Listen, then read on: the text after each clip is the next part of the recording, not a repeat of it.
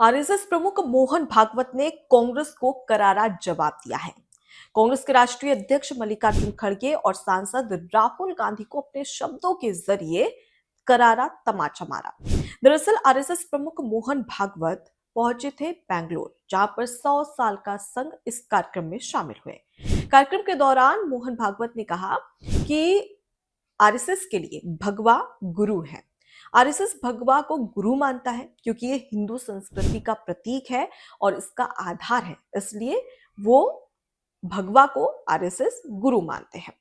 उसके साथ ही मोहन भागवत ने यह भी कहा कि तिरंगे का हम सम्मान भी करते हैं। मोहन भागवत ने कहा कि तिरंगा जो कि देश की आन बान शान है, इसको हम सलाम करते हैं और इसकी रिस्पेक्ट करते हैं, इसको हम सम्मान देते हैं। आपको बता दें कि हाल ही में मल्लिकार्जुन खड़गे राष्ट्रीय अध्यक्ष कांग्रेस के उनकी ओर से एक्स पर पोस्ट किया गया था, जिसमें मल्लिकार्जुन खड़गे ने कहा कि संघ ने जो आरएसएस है उसने कभी भी अपने संघ में और बीजेपी ने कभी भी अपने कार्यालय में भारत का राष्ट्रीय गीत वंदे मातरम नहीं गाया। ये बयान, ये पोस्ट तब किया जब राष्ट्रीय गीत वंदे मातरम को 150 साल पूरे हो चुके थे। अब इस बीच राहुल गांधी की बात करें तो राहुल गांधी का एक बयान सामने आया था, जिसमें उन्होंने तिरंगे को लेकर कहा कि आरएसएस ने कभी भी तिरंगे का सम्मान नहीं किया, कभी भी तिरंगा नहीं फहराया। यहां तक कि आरएसएस ने अपने मुख्यालय, प्रमुख मुख्यालय नागपुर में 52 सालों तक तिरंगा नहीं फहराया था। अब सवाल ये उठता है कि राष्ट्रीय अध्यक्ष कांग्रेस के मल्लिकार्जुन खड़गे और सांसद राहुल गांधी को आखिर हो क्या गया है? क्या कांग्रेस पार्टी मुद्दा विहीन हो चुकी है और इस वजह से इस तरीके की बातें कर रही है, या फिर कांग्रेस पार्टी के पास में कोई मुद्दा ही नहीं है, इस वजह से वो तिरंगा हो या फिर राष्ट्रीय गीत वंदे मातरम हो, जिसका हर एक भारतीय गर्व के साथ में सम्मान करता है, उसे सलाम करता है, उसका उस पर बार बार इस तरीके के सवाल या फिर आरोप लगाना क्या सही है? क्योंकि अगर हम बात करें तो खुद मोहन भागवत भी कई बार बोल चुके हैं कि हम तिरंगे का सम्मान करते हैं।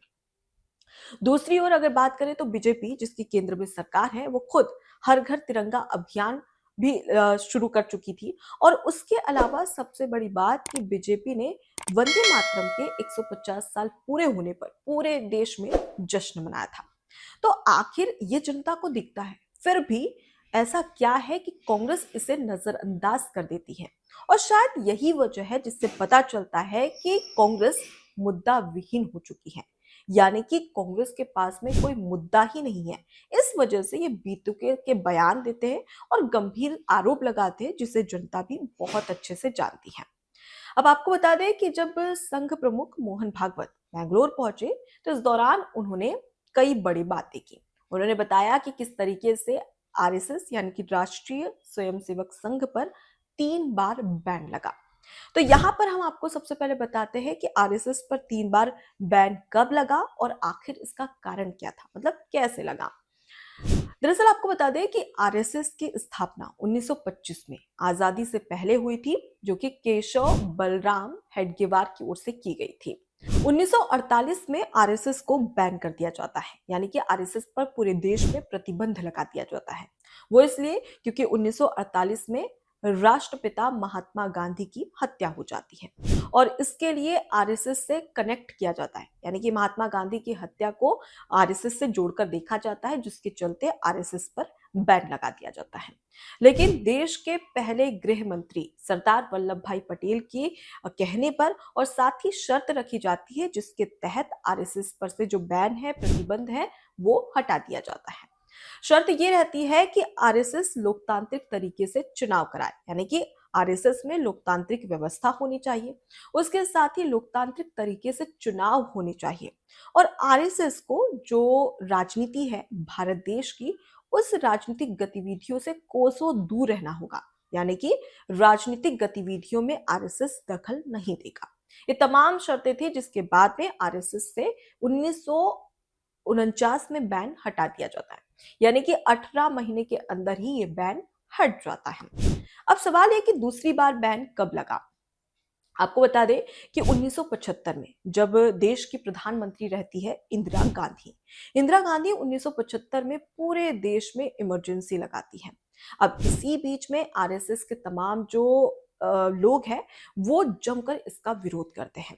और देश के कई ऐसे राज्य, कई ऐसे क्षेत्र होते हैं जहां पर जमकर इमरजेंसी का विरोध किया जाता है और इंदिरा गांधी के खिलाफ नारे लगाए जाते हैं। इस दौरान हंगामा बढ़ता देख इंदिरा गांधी आरएसएस पर बैन लगा देती है 1975 में। फिर उसके बाद में ये जो इमरजेंसी लगी रहती है वो चुनाव तक लगी रहती है। उसके बाद चुनाव होना था और जैसे ही चुनाव होते हैं उस दौरान जो जनसंघ है उसका विलय जनता पार्टी में हो जाता है। यानी कि देश में जनता पार्टी की सरकार आ जाती है और 1977 में यानी कि 2 साल के अंदर ही आरएसएस से बैन हट जाता है। जो पाबंदी इंदिरा गांधी ने लगाई थी वो पाबंदी हट जाती है। अब सवाल ये कि आखिर आरएसएस पर तीसरी बार बैन कब लगता है?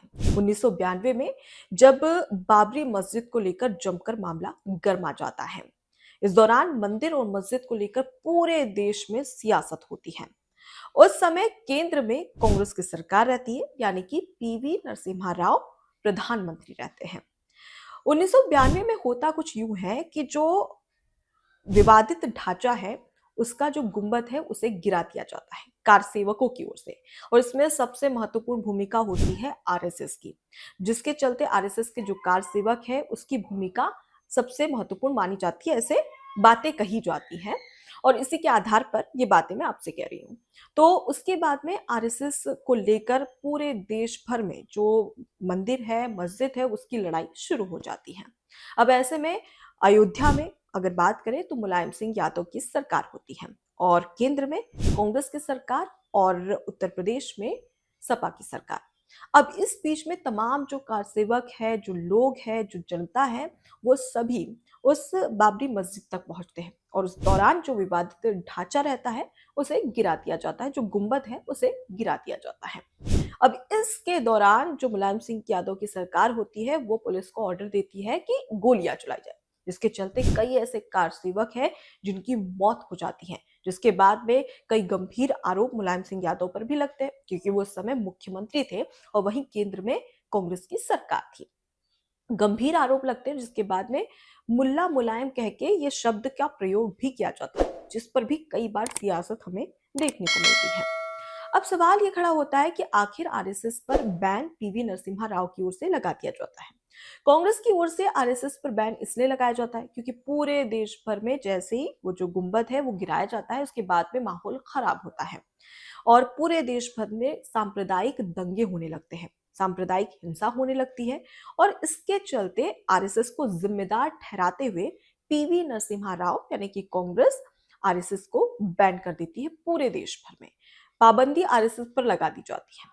लेकिन ठीक 1993 में जब जांच होती है कि क्या आरएसएस ने सांप्रदायिक दंगे करवाए थे या हिंसा भड़काने में आरएसएस का हाथ था, इस दौरान जांच चलती है और जांच के बाद में स्पष्ट हो जाता है कि आरएसएस ने ऐसा कुछ नहीं किया था। यानी कि आरएसएस पर से जो पाबंदी थी वो हटा दी जाती है।